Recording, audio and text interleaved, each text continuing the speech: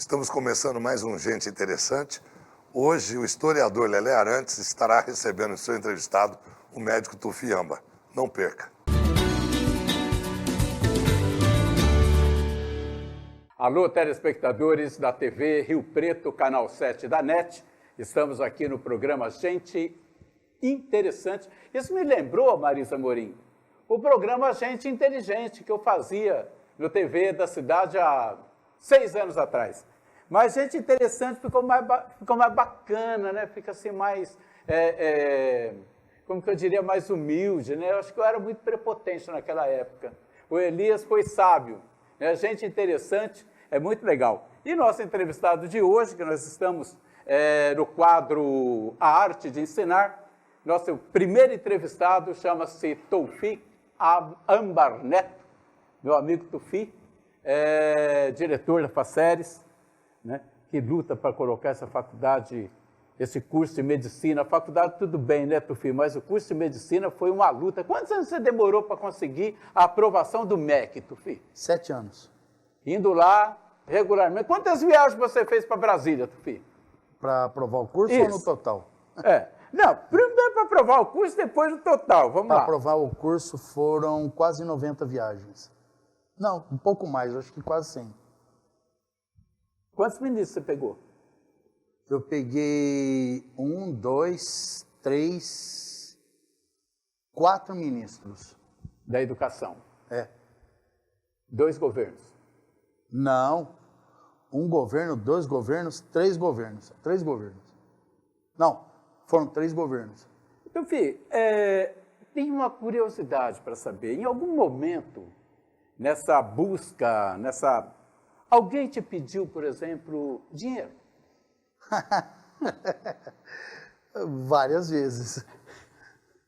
Mas, assim, a gente não tem como princípio de vida, princípio moral, embarcar nessa falsa facilidade. A gente nunca compactou com isso,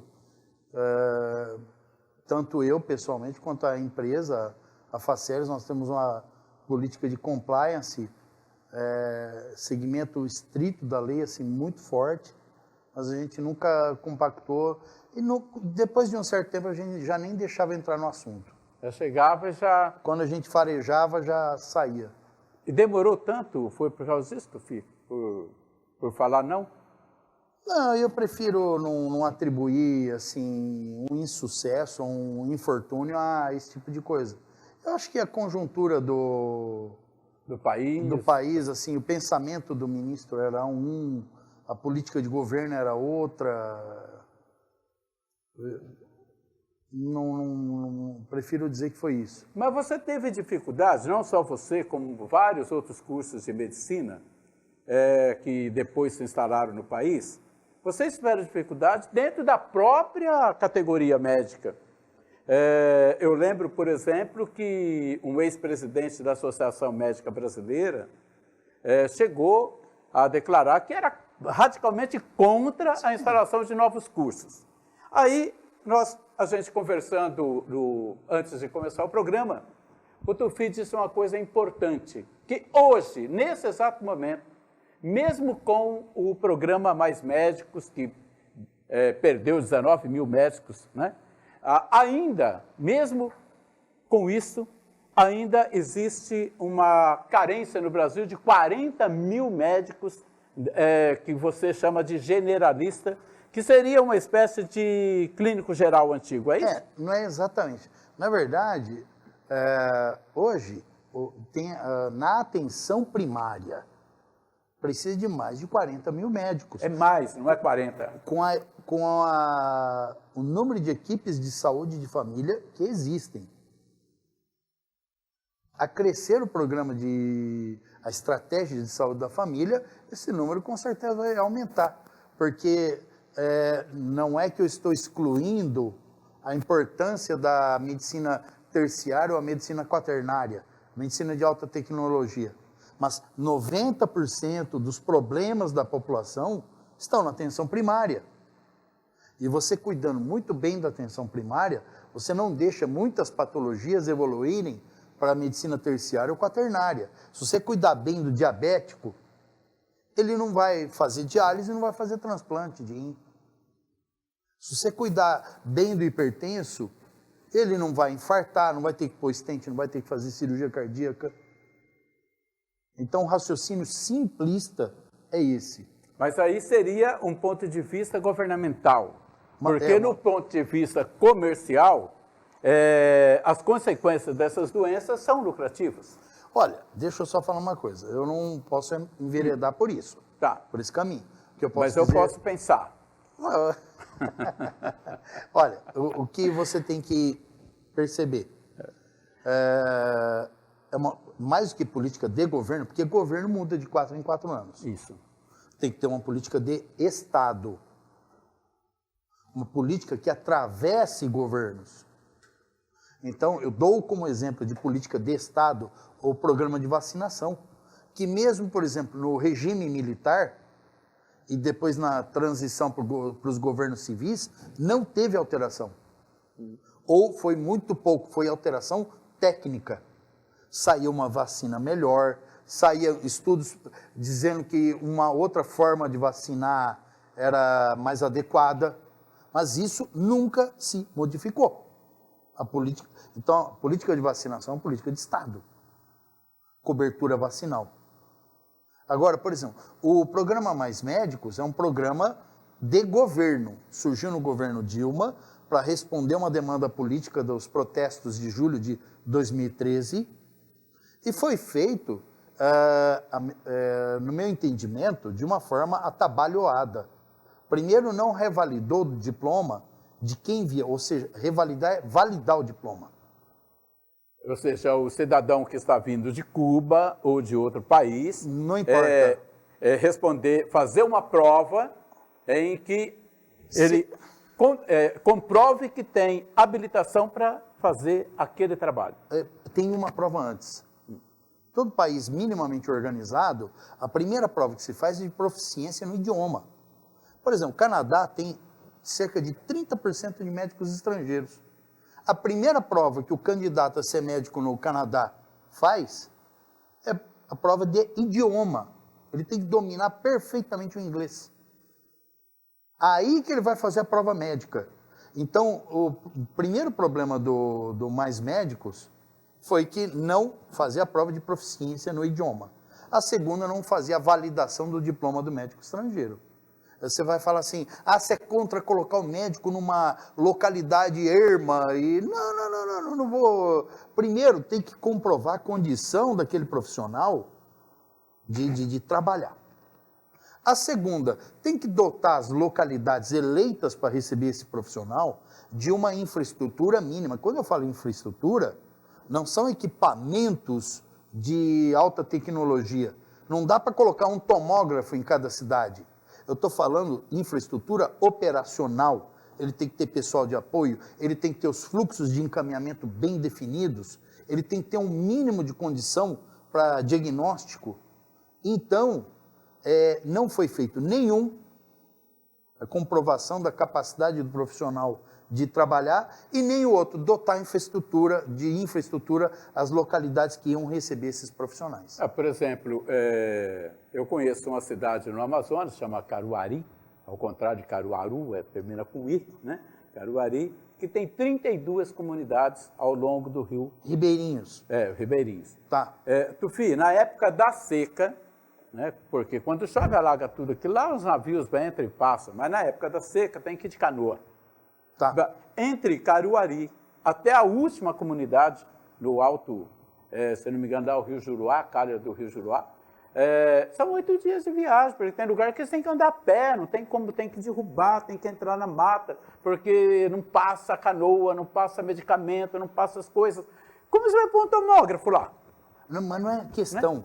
Isso Exato. Tem que ser uma política de Estado. Política de Estado. O Estado tem que intervir neste ponto e dotar essa população de assistência. Agora, Tufi, outra coisa importante, vamos para o intervalo daqui a pouquinho, só quero que você me responda rapidinho a questão da dengue. A dengue, hoje nós estamos vivendo aqui uma epidemia de dengue na região, em São José do Rio Preto. O combate à dengue não teria que ser uma política de Estado, ou ela é uma política de Estado, e as prefeituras, as secretarias municipais de saúde não conseguem fazer com que a população entenda isso como uma política de Estado? Deixa eu te falar uma coisa.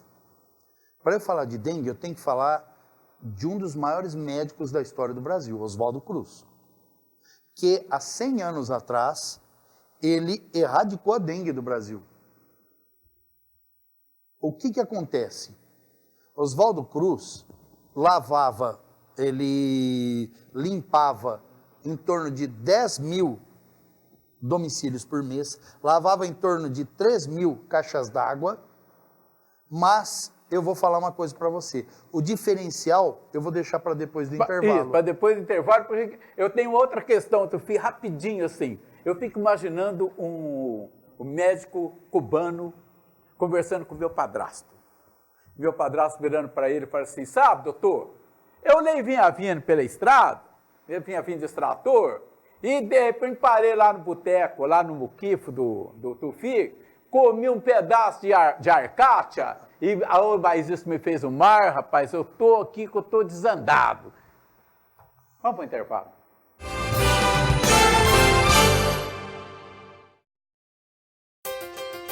Transitar por Rio Preto fica cada dia mais seguro e confortável. A Prefeitura continua realizando uma mega operação de recuperação de ruas e avenidas. É asfalto novo e lisinho que vai chegar nos bairros. Ruas e avenidas de cara nova em todas as regiões da cidade. São mais de 250 quilômetros. Prefeitura de Rio Preto.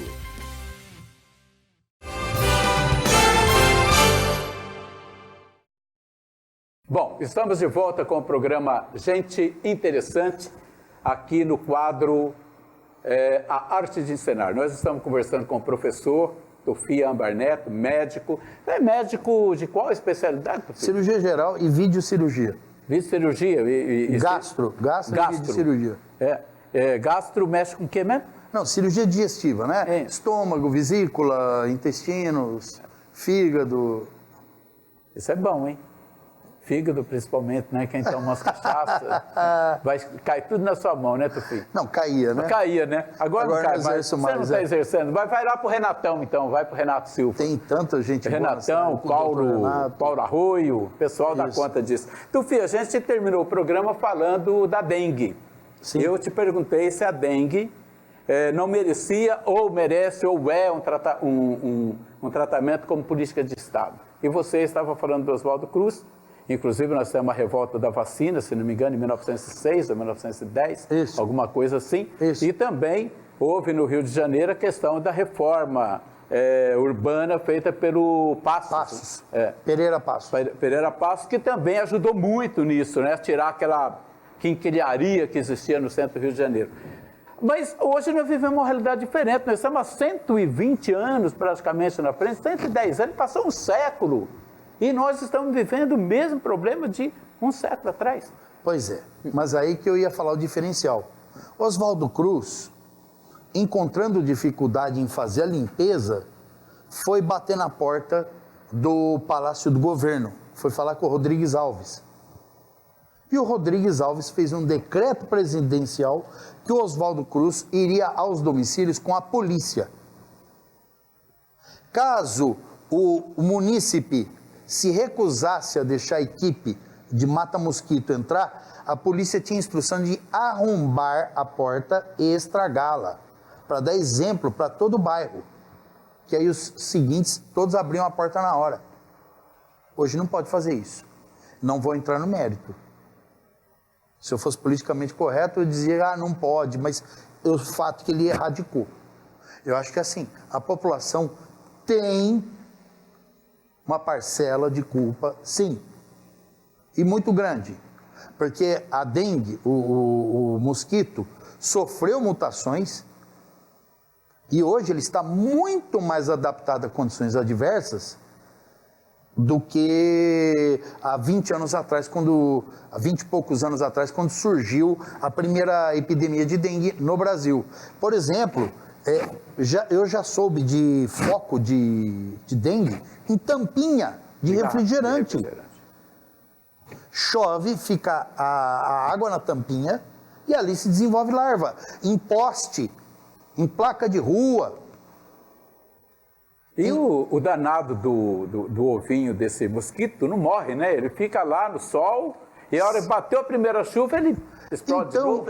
Não, ele tem um período ele pode ficar um tempo para eclodir. Mas o que eu digo para você, a população tem que se conscientizar que é um problema grave, é um problema sério. Eu, por exemplo, eu contraí dengue em 1996.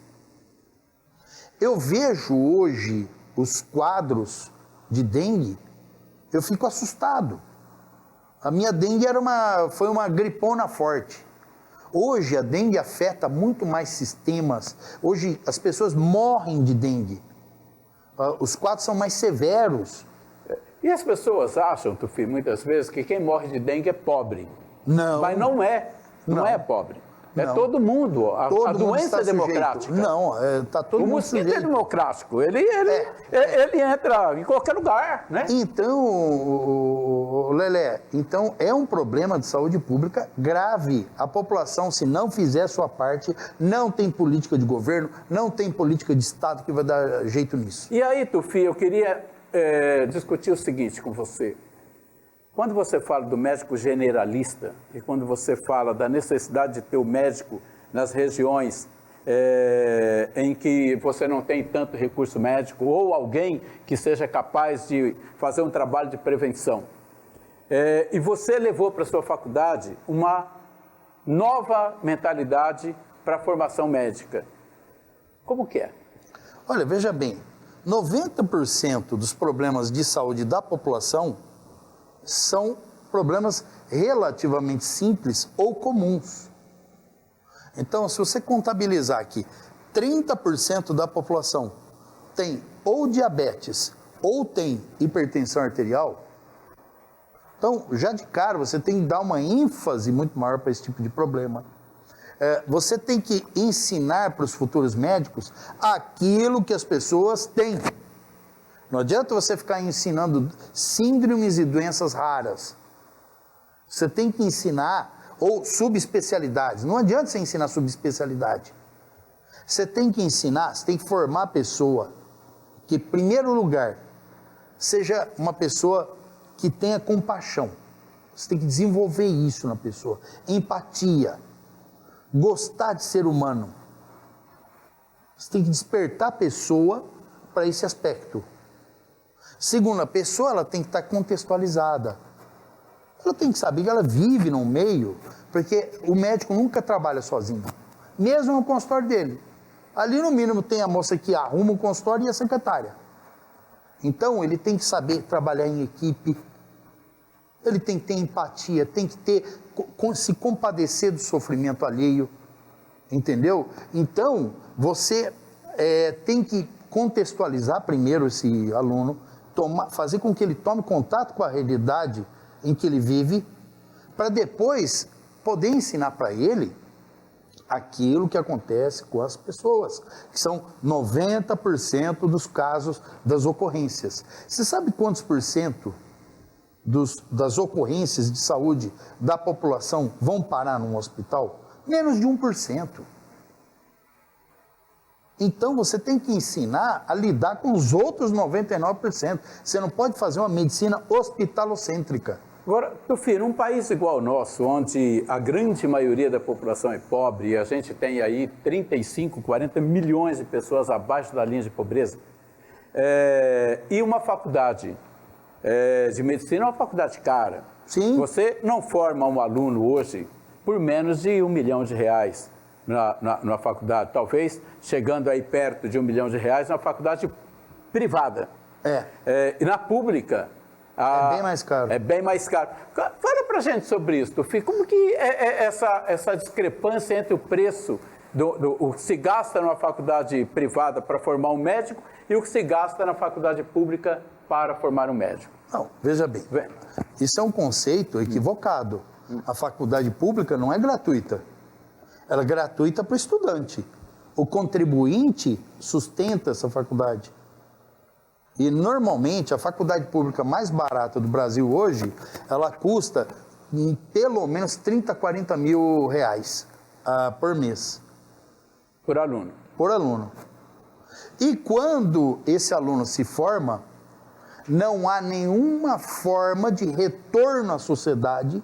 Não há contrapartida. Não há contrapartida. Ele já vai direto trabalhar por conta própria. Se ele quiser fazer uma residência e depois montar o consultório dele e trabalhar só particular, é um direito dele. É um direito dele. Ele não tem obrigação de atender ninguém. Absoluta. Mas aí você me fala empatia. Como que, por exemplo, um jovem que vem de uma família abastada, uma família que tem condições de pagar 7, 8, 9, 10 mil reais de mensalidade, consegue desenvolver empatia se ele já não a tiver?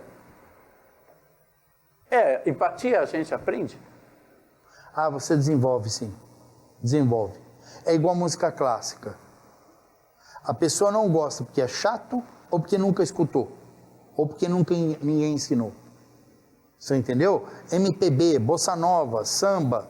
As pessoas não gostam porque não é chato, não tem atrativos, ou porque ninguém chamou atenção para essa pessoa, para esses detalhes. Obviamente que tem certos vínculos familiares, certos princípios que vêm de casa que você não consegue alterar ou modificar. Mas você consegue sim instalar um processo civilizatório na pessoa. Bom, então nós vamos para o intervalo e voltamos daqui a pouquinho.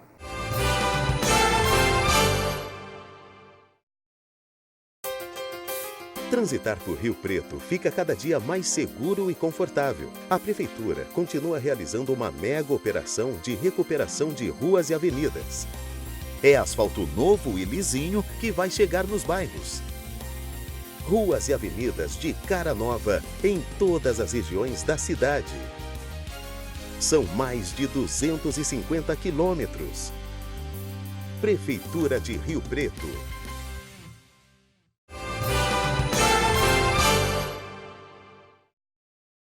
Estamos de volta com o programa Gente Interessante no quadro A Arte de Ensinar e estamos hoje entrevistando o doutor, professor, médico, meu amigo, companheiro de coração aqui, Tufi Âmbar Neto. Tufi, eu te escolhi para inaugurar esse programa porque eu ia ter facilidade para conversar com você.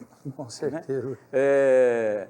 Eu vou chamar o Tufi, né? O Wilson Focasso foi embora, partiu desse mundo por outro. Uma pena. Mas eu quero que você volte mais aqui nesse programa, porque nós temos muita coisa para conversar. Será um grande prazer. E agora eu quero saber o seguinte, Tufi, qual é a turma que você tem dentro da faculdade? Está no 4º ano, 3º ano? Não, já formou um grupo? Em menos de um mês formaremos a 3ª turma. A 3ª turma já? Já. Quantos alunos por turma você está formando em média? Por enquanto, 40 e pouquinho, né? Mas depois vai aumentar para 60. Para 60. E a grande maioria é de São José do Rio Preto ou é bastante diluído? Não, as primeiras turmas tinham bastante gente de Rio Preto. Hoje eu tenho alunos de 22 estados do Brasil na faculdade. Tufi, nós temos hoje 3 faculdades de medicina em Rio Preto. Sim. Que é a FAMERP, que é pública, né? A Unilago e a FACELES. Certo. Comportaria mais? A procura permite isso? Porque, sabe por quê? A minha filha está fazendo cursinho para tentar entrar na Unesp. E ela me disse o seguinte, pai, a grande maioria dos alunos que estão no cursinho estão lá porque querem entrar na faculdade de medicina.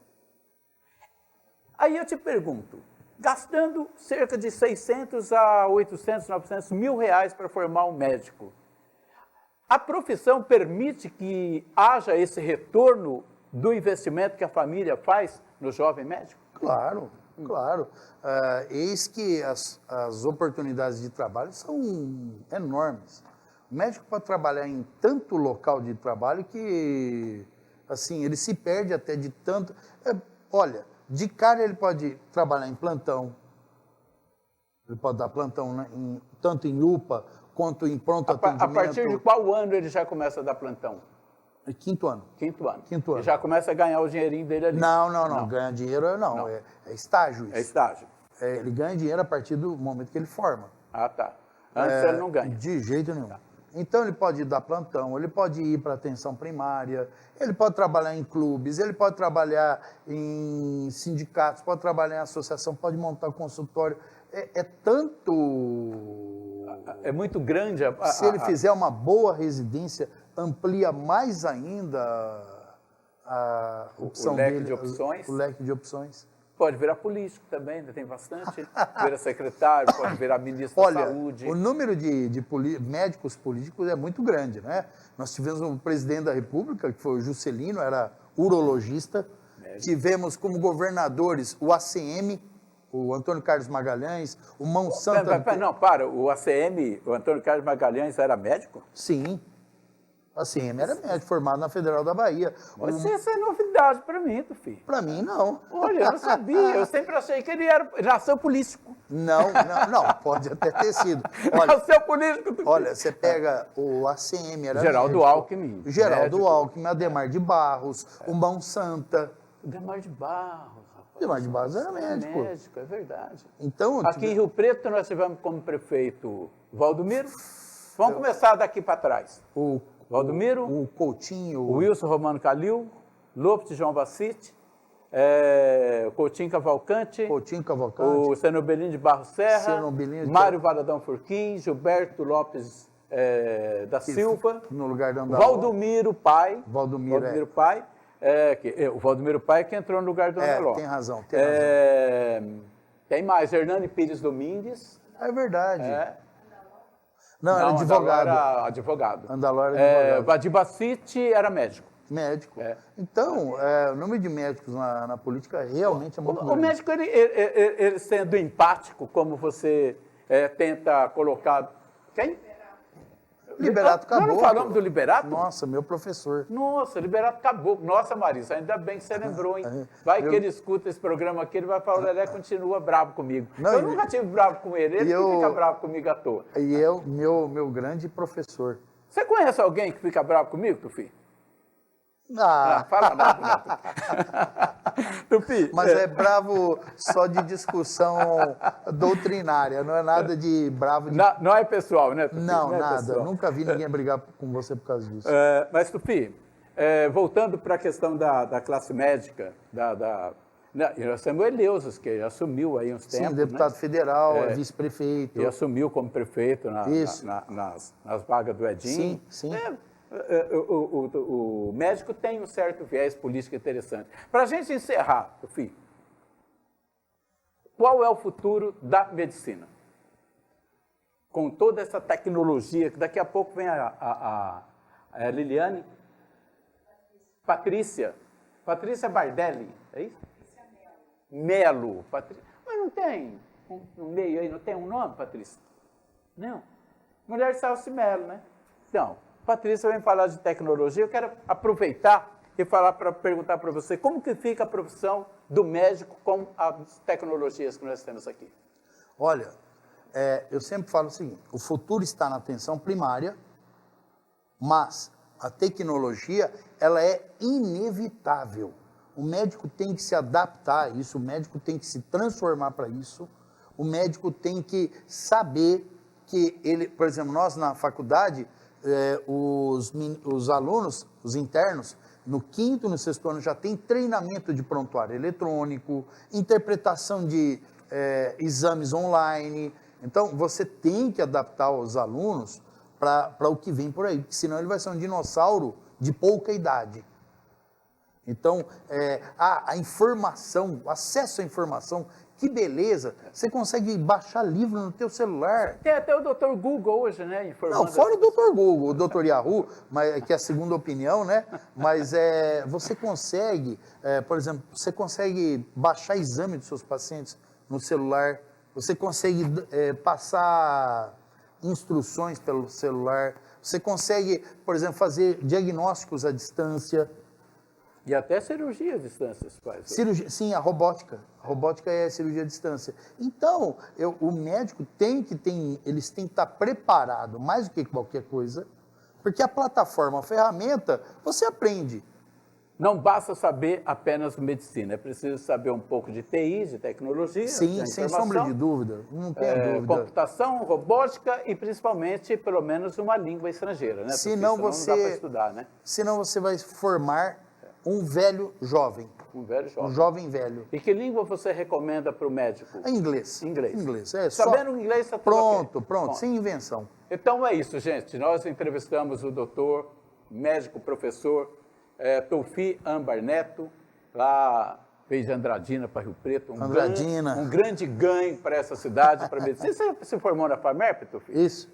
Aqui com nós? 87. Em 87. Eu vim para Rio Preto por causa disso. Para estudar e aqui você ficou. Você conheceu a Denise. Conheci a Denise, Casei, tive filhos. Denise é europeia, né? Denise Europeia. Europeus. Aí casou, teve Mundo João novo, Pedro. mundo novo, mundo João novo. Pedro.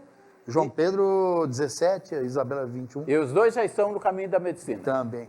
Gente, muito obrigado. Até o próximo programa.